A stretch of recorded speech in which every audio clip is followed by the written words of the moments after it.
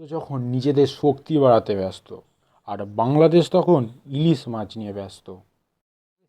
না থাক, আর বলছি না কিসের দেশ, তোমরা নিশ্চয়ই বুঝতে পেরে গেছো কিসের দেশ।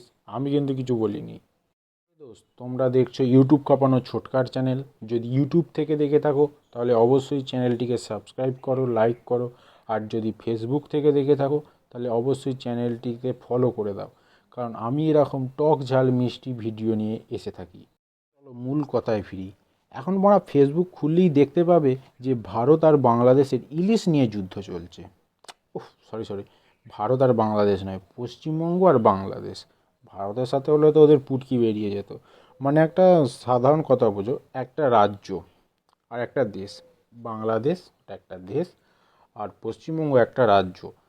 একটা রাজ্য একটা দেশের পুটকি মেরে দিচ্ছে, এটা মানে ভাবা যায়? বালের একটা দেশ, একটা রাজ্য মানে একটা দেশের গাঁড়ে হলুদ পুড়ে দিচ্ছে, এটা কি মানে মানা যায়? তুই ভিডিওতে খিস্তি মারছিস? খিস্তি? এদের কথা শুনলে খিস্তির বাপ চুয়ারি করতে মন চায়। আসলে ওরা তো বাংলাদেশি, ওদের গাঁড় মেরেছে ভূতে আর জল পায়নি ধুতে। বালের একটা সাধারণ বুদ্ধি থাকা তো দরকার মানুষের, ওদের বাঁ সেটুকুনও নেই। এদের ঠিক একটাই ওষুধ আছে, মানে ঠিক করার একটাই ওষুধ বলতে পারো। দুটো নেই, না দুটো আছে কিন্তু এটা একটু বাড়াবাড়ি হয়ে যায়, তবু আমি বলে দিচ্ছি। এক, মুরগির দুধ খাওয়াতে হবে। আর না হয় এদের 20 কেজির বাটখারা, নিশ্চয়ই অনেক সবাই দেখেছো 20 কেজির বাটখারা, বেশ বড় পাড়া। ওর মাঝখানে দেখবে একটা রড থাকে, ওটাকে ধরে নিয়ে যাওয়ার জন্য। ওটা ধরতে হবে না, ছাগলের দড়ি দেখেছো তো, ছাগলের দড়িকে দু ভাঁজ করে নিতে হবে। কারণ একটা ভাঁজে হয়তো 20 কেজিটা রাখতে পারবে না, ছিঁড়ে যাবে। দু ভাঁজ করে ওইটায় বাঁধতে হবে, বেঁধে ওদের বিচির সঙ্গে বেঁধে আচমকা ছেড়ে দিতে হবে। এই হচ্ছে ওদের দুটো ওষুধ। এ ভাই, ওদের তো আবার কাটা রে। তাই তো, ওদের তো আবার কাটা।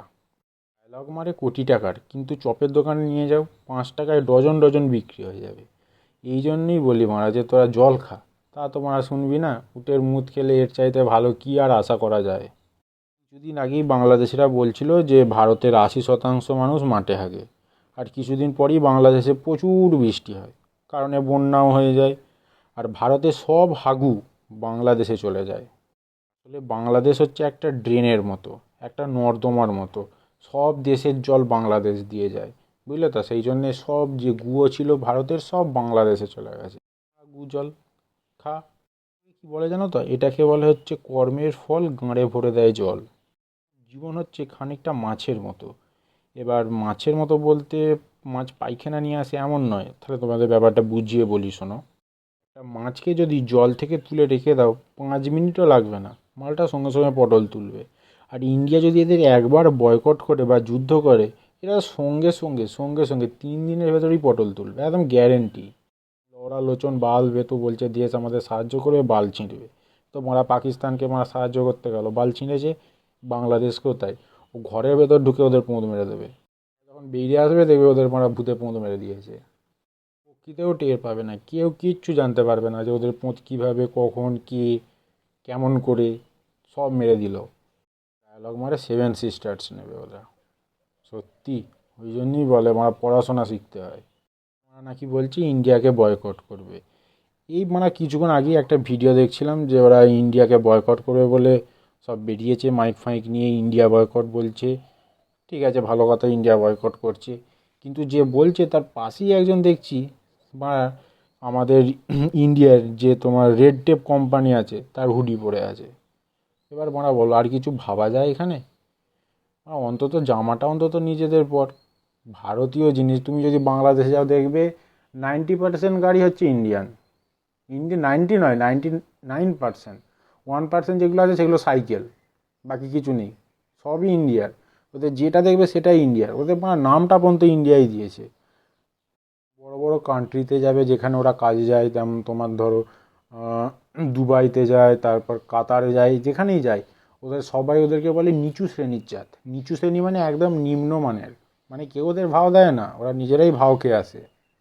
বলতে যে আমার একটা না গল্প মনে পড়ে গেল। কীরকম গল্প দেখো, একটা বাঘ আর একটা হচ্ছে কুকুরের। এবার বাঘ আর কুকুর, বাঘটা শুয়ে ঘুমোচ্ছে, কুকুরটা তার পাশ দিয়ে হেঁটে যাচ্ছে। বাঘটা কিছুই জানে না, বাঘ নিজের মনে ঘুমোচ্ছে। কিন্তু কুকুরটা কী করেছে, বাঘটাকে দেখে ঘেউ ঘেউ করে চেঁচিয়ে উঠেছে। বাঘ উঠলো, ঘাটটা ধরলো, একদম সাইডে নিচে দিয়ে দিল। বুঝতে পারলে? এটা হচ্ছে বাংলাদেশের পরিস্থিতি এখন। ইন্ডিয়ার সাথে লাগতে আসছে, ইন্ডিয়াও একদিন ঝোপে ছাড়ে নিয়ে যে পচ পচ করে দিয়ে দেবে। আওয়াজটা পচ পচ না হয়েও খচখচ হতে পারে, সেটা কথা বাদ দাও, কিন্তু যে কোনো রকমের একটা আওয়াজ হবে। আর কিছু বলবো? ভাই বলিস না, কেঁদে ফেলবে। ঠিক আছে, তবে আজ এই পর্যন্তই থাক। আবার কোনো একদিন আসবো এদের গাঁট শিখে দিতে, ঠিক আছে? আর বানা, হ্যাঁ তোমাদেরকে বলছি, ভিডিওটা আমরা দেখে চলে যাচ্ছ, লাইক ফলো সাবস্ক্রাইবটা কে করবে?